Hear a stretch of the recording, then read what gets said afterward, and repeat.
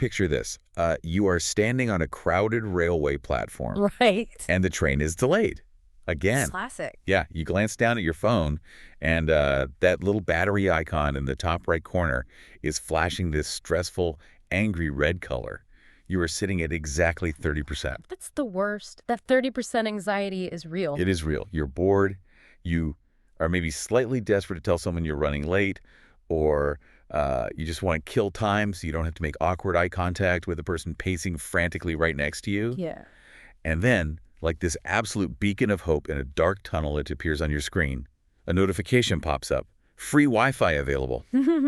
It is the modern oasis, really. It really is. I mean, think about the last time that happened to you. Mm. Think about the last time you blindly tapped connect at a cafe, an airport, or a station, just so you could scroll through Instagram or check an email, or maybe even quickly check your bank balance. We all do it. Right, everyone does. It feels like a small win in an otherwise frustrating day.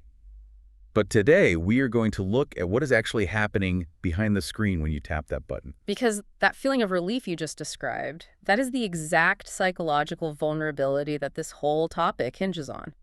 We are wired to seek out convenience, especially when we're stressed or bored, or we're just trying to conserve our own cellular data. But the reality of that convenience is deeply unsettling when you actually look at the architecture of these networks. And that is the mission of our deep dive today. We are looking through a really fascinating set of notes from a digital security series. Specifically, we are focusing on day 5 of this material. Day 5, yeah. And the entire objective of day 5 is to force a transition in our mindset. We're going to switch off our standard trusting user mode and force ourselves into hacker mode. Right, getting into the weeds of how they see the world. Exactly. The goal here is to expose the hidden and, honestly, often very heavy costs of public Wi-Fi networks. We're going to break down the massive disconnect between what you, the everyday user, think is happening and what a malicious actor actually sees happening in real time. And what really stands out in these notes is that the central theme isn't just about the raw technology. I mean, yes, we will get into data packets and network architecture and encryption protocols, but fundamentally, this is a deep dive into human psychology. It's about trust. It's entirely about trust. It's an exploration of how our physical environment actively manipulates our digital awareness. The analysis lays this out beautifully by contrasting this sort of angelic, almost naive perception of the user with the highly calculated demonic reality of the hacker. And we have a really clear roadmap for this journey today. Yeah. We're going to travel through 4 extremely common everyday locations that are highlighted in the data. We'll start at a railway station, move to an airport, grab a coffee at a cafe, and finally take a stroll through a crowded shopping mall. 4 places everyone goes. Exactly. And in each of these physical locations, we're going to dissect exactly how the illusion of safety is constructed in your mind, and then mechanically, how it is completely shattered by someone who knows what they're doing.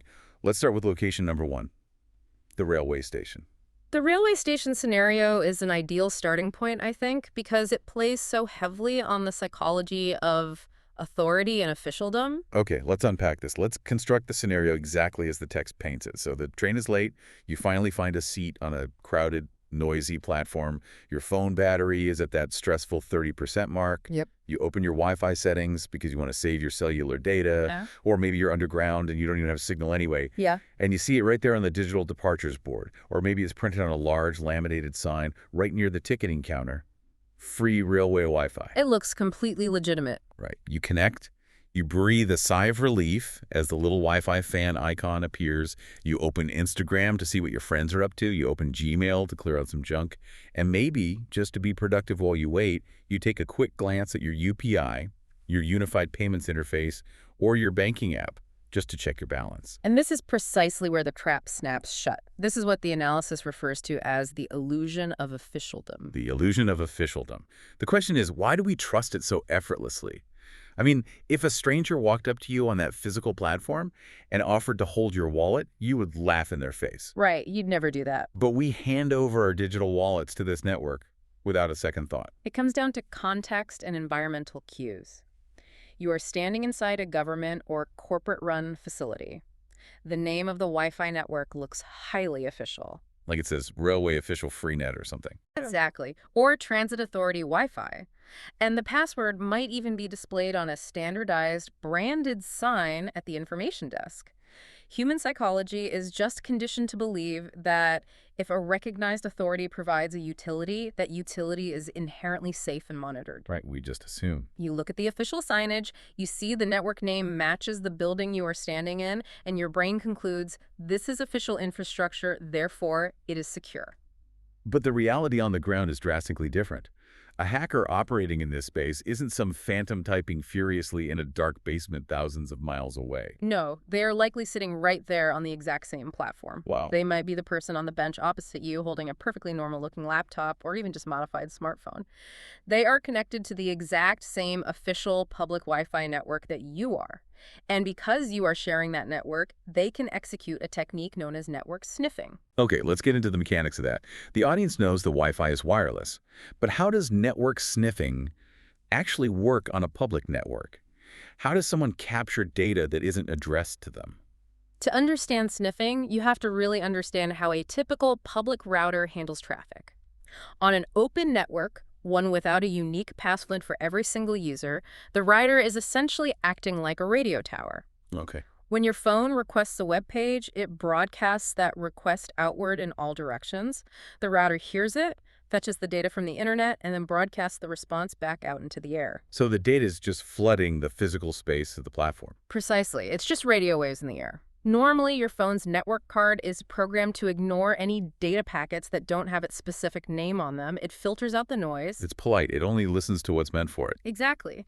But a hacker changes the settings on their network card to something called promiscuous mode. Promiscuous mode. Yeah. This tells their device, stop filtering. I want you to capture and record every single radio wave, every single data packet flying through the air, regardless of who it is addressed to. They use software, often something like Wireshark, which visually translates those captured radio waves into readable lines of data on their screen.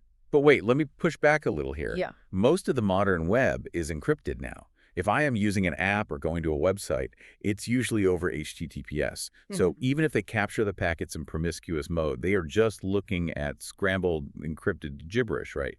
They can't read my emails directly from the air anymore.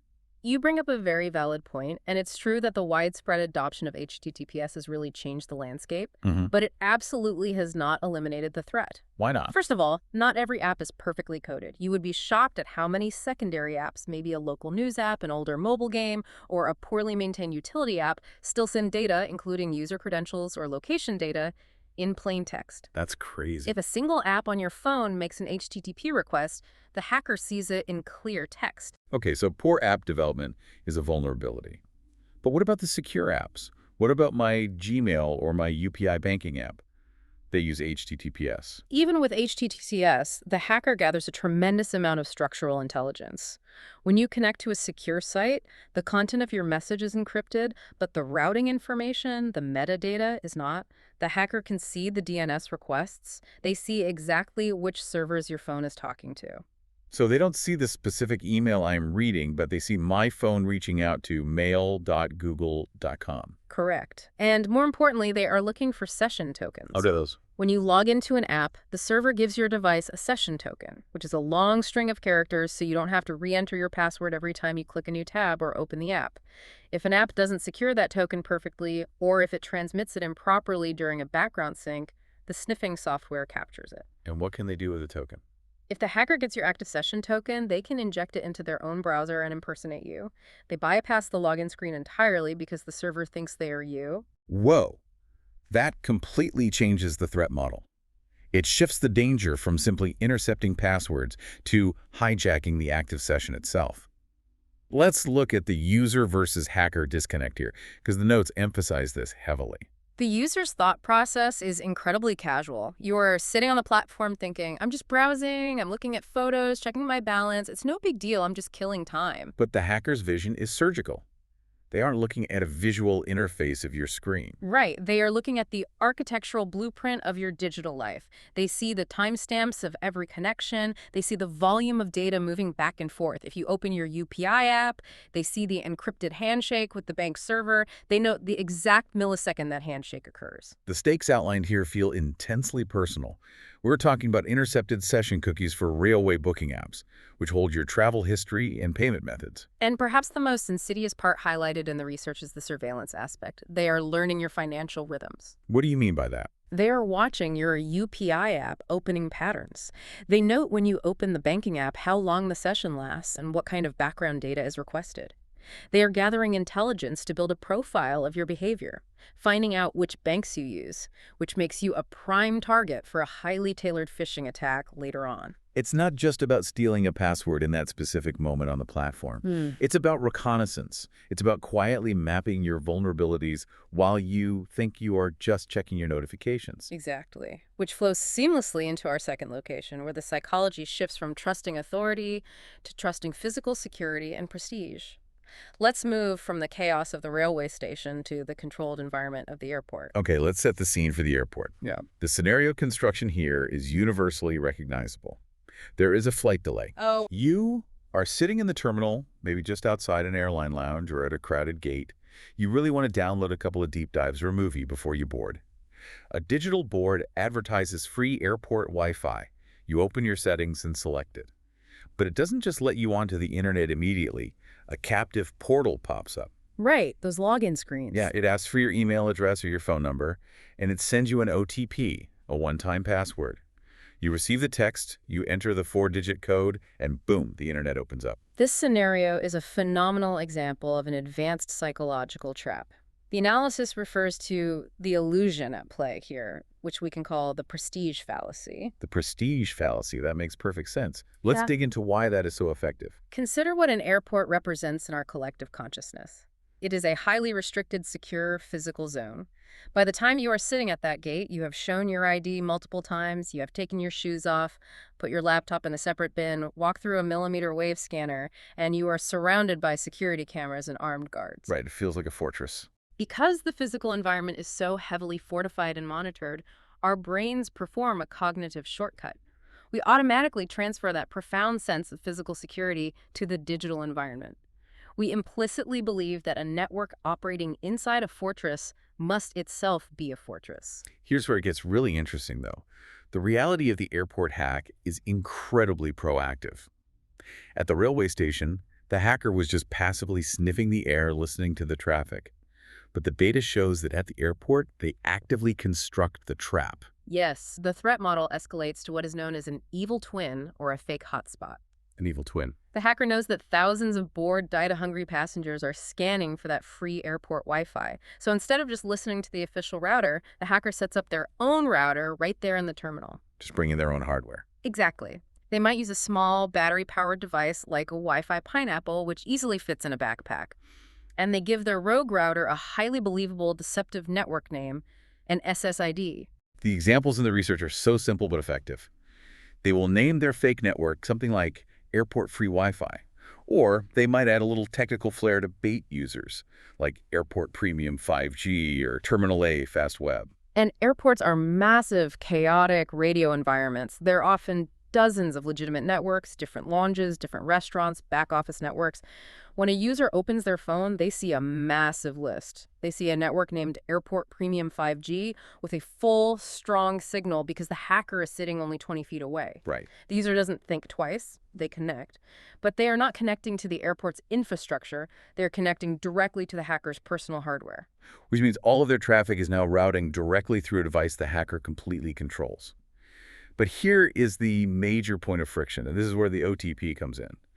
This is why users feel completely insulated from risk in this scenario. The user thought process is heavily reliant on that authentication step. The user thinks, I had to enter my phone number. The system generated a unique OTP, and that OTP came straight to my personal device via the cellular network, which is totally separate from the Wi-Fi. Therefore, this connection is highly verified, authenticated, and locked down. Yeah, that's exactly what I would think. If I get an OTP via SMS, the SMS network is separate. Doesn't that mean the system has properly identified me and secured my session? How does the hacker get around a multi-factor authentication step like an OTP? This requires a fundamental shift in how we perceive digital security gates. The OTP is just the lock on the front door of the building. It verifies your identity to the network administrator. But in an evil twin scenario, the hacker is the network administrator. Okay. The hacker doesn't care about the lock because the hacker owns the entire building you just walked into. The data clearly states that the hacker's surveillance happens after the login. Oh, I see. The captive portal that asked for my phone number. The hacker built that portal. Precisely. They create a fake splash page that looks exactly like the official airport login. You give them your phone number, their script automatically generates a random 4-digit code and texts it to you. You type it in, and the portal says access. Granted, they let you through to the internet. It's all theater. Total theater. The OTP didn't encrypt your ongoing traffic. It just gave you a false sense of security. Once you are in, you are routing all your data through their tunnel. They are logging your DNS requests, attempting to strip SSL certificates, and watching every unencrypted packet you send. The stakes here for corporate travelers are enormous. The notes specifically call out a massive danger: stealing Office VPN credentials. So many people use airport downtime to catch up on work.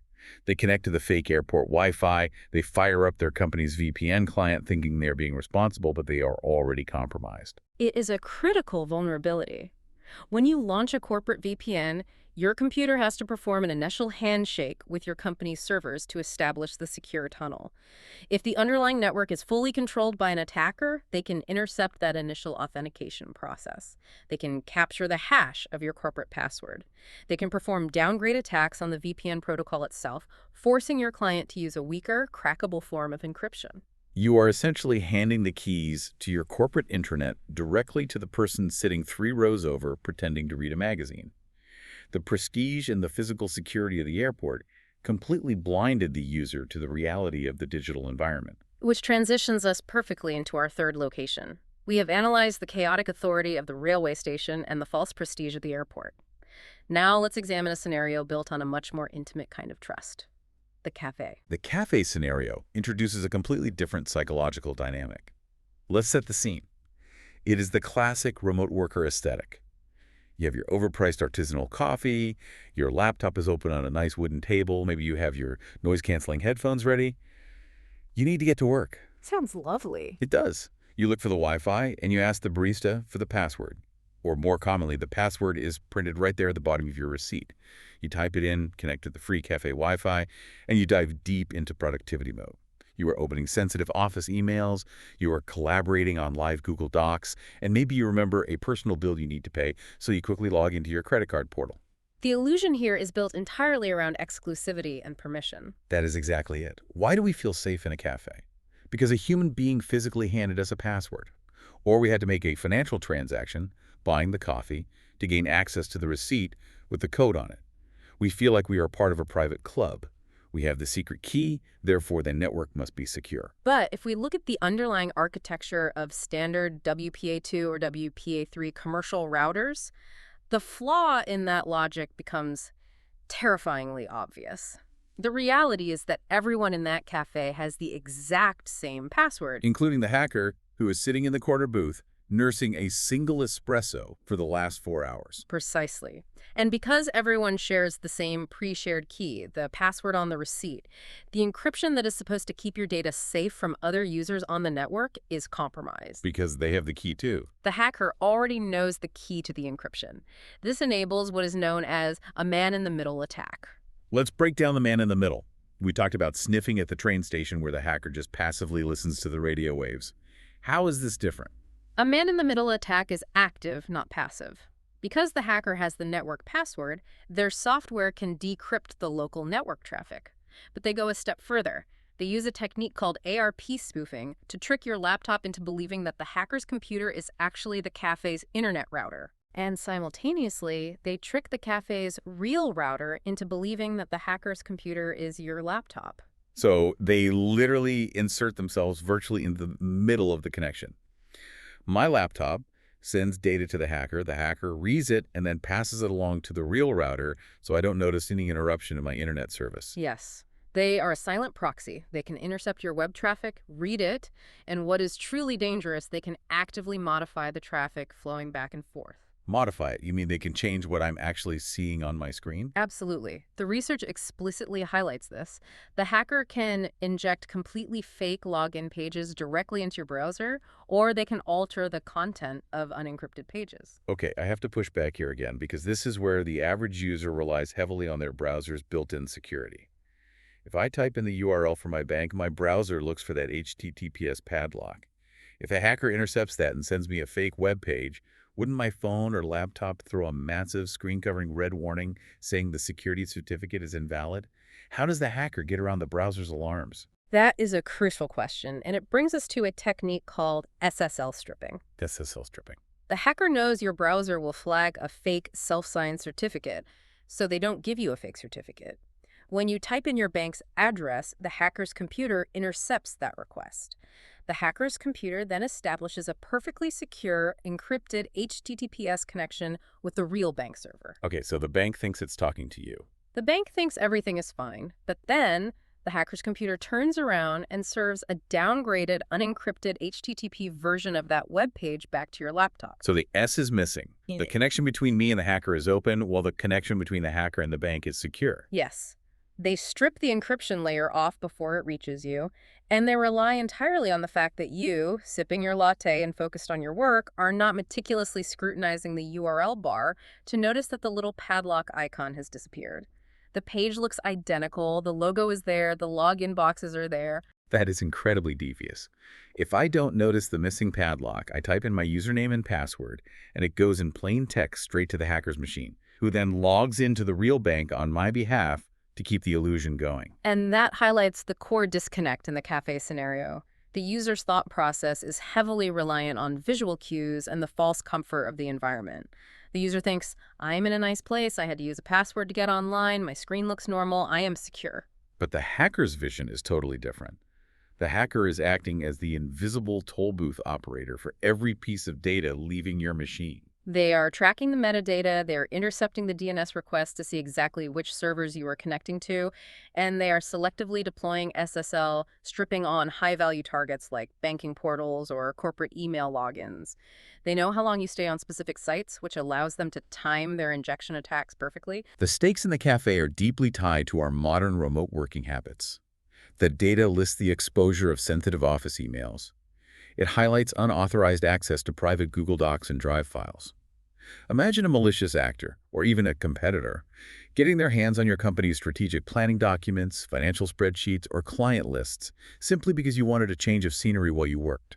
And of course, the theft of saved browser passwords. If a hacker can successfully strip the SSL from your primary Google or Microsoft account login, and you hand over those credentials, they potentially gain access to the key chain that holds every other password you have saved in your browser. It turns a highly productive afternoon into an absolute digital disaster. So, what does this mean for our final location? We have covered the chaotic authority of the station, the fortified prestige of the airport, and the exclusive comfort of the cafe. Let's move to a place of pure volume and crowds. The shopping mall. The mall scenario is fascinating because it addresses one of our most deeply ingrained evolutionary instincts, safety in numbers. Let's paint the picture. It is a bustling Saturday afternoon at a massive, multi-level shopping mall. It is loud, it is crowded, people are constantly bumping into you. Mid-shopping, you sit down on a bench near the food court. You connect to the free mall Wi-Fi because the cellular reception inside these massive concrete structures is often terrible. Right, totally normal. You want to check your digital wallet for a cashback offer at a specific store? Or maybe you just quickly swipe through some emails while your friend is inside a fitting room. The psychological trap here is the comfort of the crowd. The user assumes that a malicious actor wouldn't dare do something sketchy out in the open, surrounded by hundreds of potential witnesses and mall security. The thought process is literally, the mall is packed with people, no one is paying attention to me, I am invisible in this crowd. But the analysis flips this assumption completely on its head. The data shows that a crowded public place isn't a deterrent for a modern hacker. It is, in fact, the perfect hunting ground. Think about it from a predator's perspective. The more targets there are flowing through a network, the higher the mathematical probability of finding a vulnerability. But the crucial detail here is that the hacker is not doing this manually. They aren't sitting on a bench furiously typing green code on a black screen while looking around nervously like in a movie. Right. The research mentions automated hunting. What does that actually look like in practice? The hacker uses automated software scripts to scan the massive volume of traffic flowing through the mall's network infrastructure. Their laptop might just be closed, sitting inside their backpack, silently running a script while they eat a pretzel. They aren't manually targeting you specifically. Their software is auto-scanning every single device connected to the network. And what exactly is the software scanning for? Is it just vacuuming up everything? It is looking for specific behavioral triggers. It is scanning to see who is opening older, unencrypted applications. It is looking for devices that are running out-of-date operating systems with known vulnerabilities. It is analyzing the traffic patterns to identify when someone initiates a financial transaction. The automated tool casts a massive digital net over the entire food court, silently waiting for someone to make a mistake. The disconnect here is rooted in our faith in the apps themselves. The user thought process is, even if this mall Wi-Fi is totally public and insecure, my payment app is heavily encrypted internally. The bank's app will protect me. But the hacker's vision is entirely focused on the metadata and the timing. They are tracking behavior.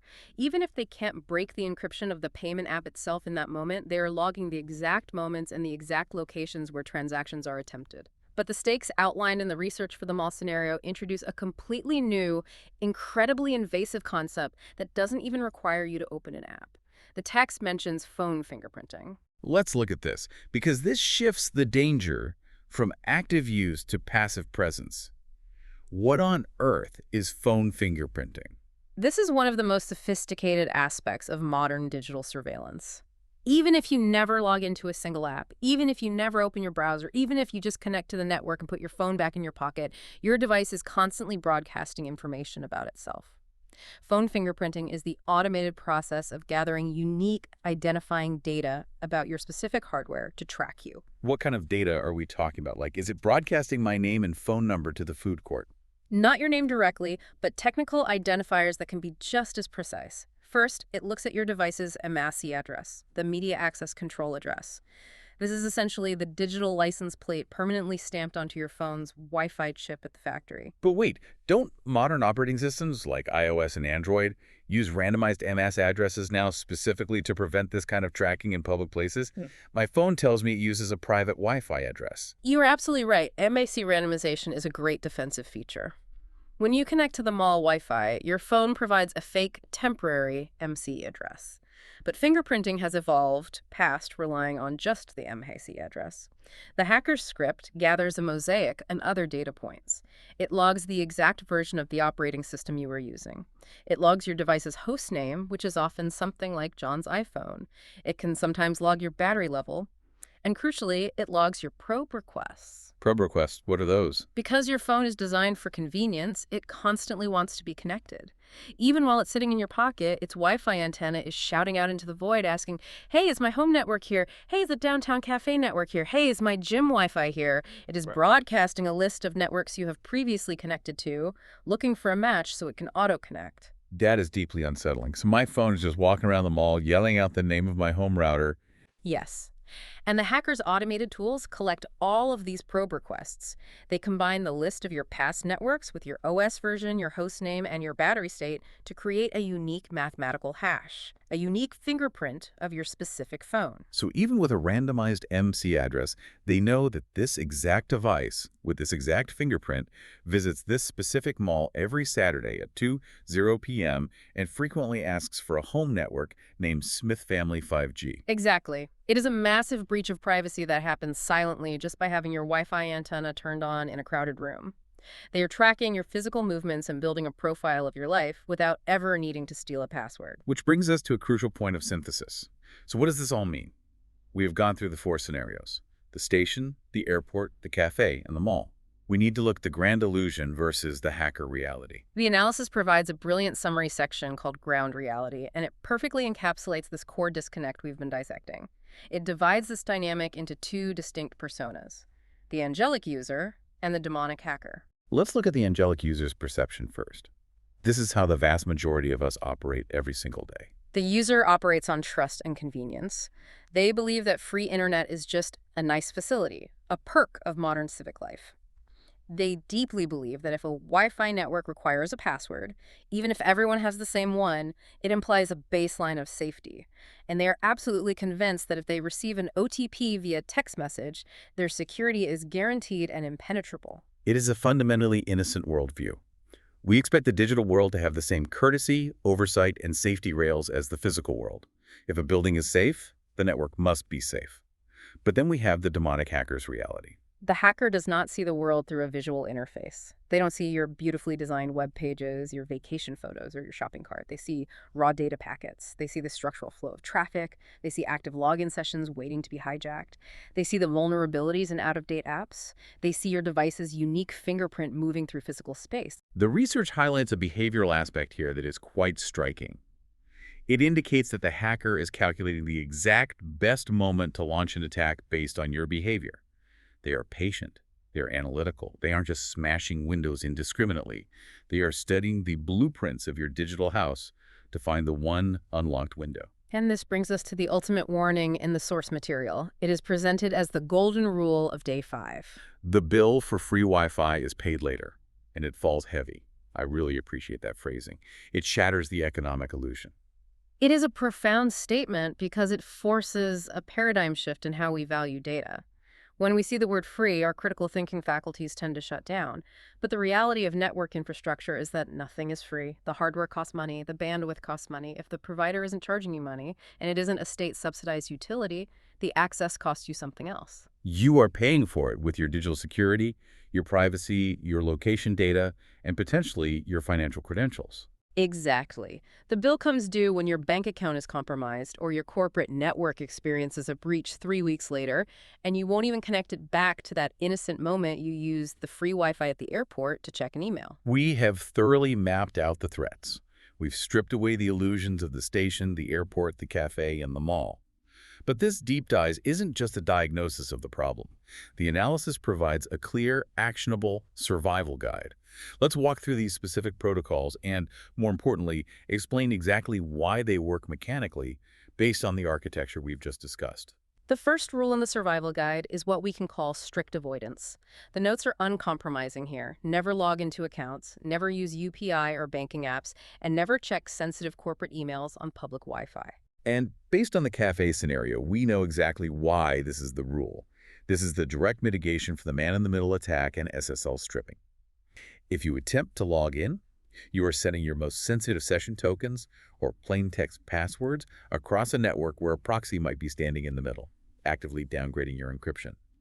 If you absolutely must connect to look up directions on a map or read a public news article, that is a calculated risk. But never authenticate. Never establish a session you cannot afford to lose. The second protocol is cellular supremacy. The directive states, very simply, mobile data is always superior to free Wi-Fi. What makes the cellular network inherently safer than the cafe router or the mall infrastructure? Is it just because there are fewer people on it? It comes down to the fundamental architecture of the networks. Cellular networks like 4G LTE and 5G are inherently encrypted by the telecommunications providers using highly complex carrier-grade protocols. When your phone talks to a cell tower, the authentication is handled by the physical SIM card inside your device, establishing a unique encrypted tunnel that is incredibly difficult to spoof. That makes sense. The data traveling from your phone to the tower is protected by standards that are vastly more sophisticated and centrally managed than a commercial WPA2 router sitting behind a counter at a coffee shop. It is astronomically harder for an average or even an advanced hacker to sniff or intercept a cellular connection than a public Wi-Fi signal. So even if your cellular signal is weak, even if it's slow, rely on it when handling anything sensitive. You are trading speed for structural security. Okay, moving to the third protocol, the shield. The analysis advises that if you absolutely must use Wi-Fi, for instance, you are traveling internationally and don't have cellular roaming, or you are deep inside a concrete building with zero signal, you must use a trusted VPN, a virtual private network. Let's explain the mechanics of how a VPN acts as a shield against the specific threats we've discussed, particularly the network sniffers from the railway station and the evil twins at the airport. Think of a VPN as an armored, encrypted pipe built inside the existing network. When you connect to the railway station Wi-Fi without a VPN, your data packets are flying through the air, visible to anyone in promiscuous mode. But if you launch a VPN client before you open your browser or any other app, the VPN software wraps every single piece of data, leaving your phone in a heavy layer of encryption, usually using protocols like OpenVPN or WireGuard. So the data is still physically flying through the air to reach the router. Yes, but now it is encapsulated. The sniffer on the platform can still capture the packet. They see the data flying by, but they cannot look inside it. All they see is encrypted gibberish. Furthermore, they cannot see your DNS requests. The VPN routes all your traffic to the VPN provider's server first, so the hacker doesn't know if you are looking at Instagram, checking your bank, or sending an email.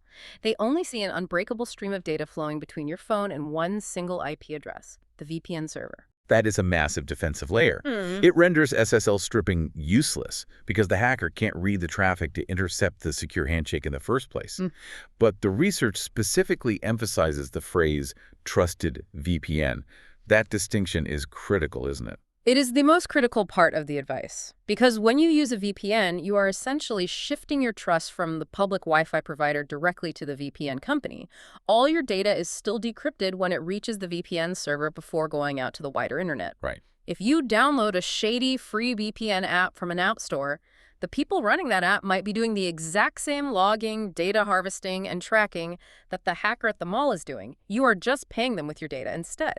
You must use a reputable, paid, independently audited VPN service that has a strict no-logging policy. That is a vital distinction. Do not install a free VPN to protect yourself from free Wi-Fi. You are just jumping from the frying pan into the fire. Let's look at the fourth survival protocol, Auto Connect All Off F. The text directs us to prevent our devices from silently connecting to networks in the background. This protocol directly neutralizes the evil twin attacks at the airport and the passive phone fingerprinting at the shopping mall. Right. Think about your own phone in your pocket right now. If your Wi-Fi is left on and set to auto-connect, it is constantly scanning the physical area, sending out those probe requests we talked about. If you connected to airport-free Wi-Fi on a business trip 3 years ago, your phone remembers that SSID. And as you walk through the terminal today, the hacker's rogue router is broadcasting that exact name. Your phone sees it, thinks, excellent, unknown network, and silently connects while it is sitting in your pocket or your purse. You haven't even touched the screen. You could be fully compromised while you were just walking to get a coffee before your flight.